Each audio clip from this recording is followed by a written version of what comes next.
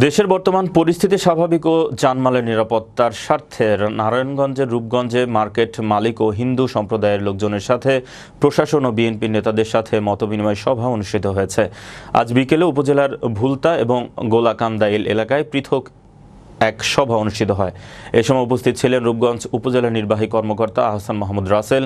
বিএনপির কেন্দ্রীয় নির্বাহী কমিটির সদস্য মুস্তাফিজুর রহমান ভূঁইয়া দীপু, জেলা বিএনপির সাধারণ সম্পাদক গোলাম ফারুক খোকন,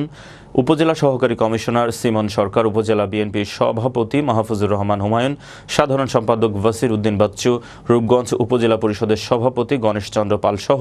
উপজেলার বিভিন্ন মার্কেটের মালিক ও হিন্দু সম্প্রদায়ের নেতৃবৃন্দ। আমরা বিগত কয়েকদিন যাবৎ খুবই অশান্তি মনের মধ্যে ছিল। আজকে যে আমাদের রূপগঞ্জের কৃতি সন্তান আমাদের মুস্তাফিজুর রহমান বড়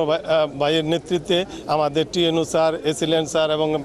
বিভিন্ন সংগঠনের নেতৃবৃন্দ, দলীয় লোকজন যে আমাদের উপস্থিত হয়ে আমাদেরকে যে আশ্বস্ত করেছেন যে আর আমাদের রূপগঞ্জে কোনো অপ্রীতিকর ঘটনা ঘটবে না, আমাদের মন্দির, বাড়ি, ব্যবসা প্রতিষ্ঠানে কোনো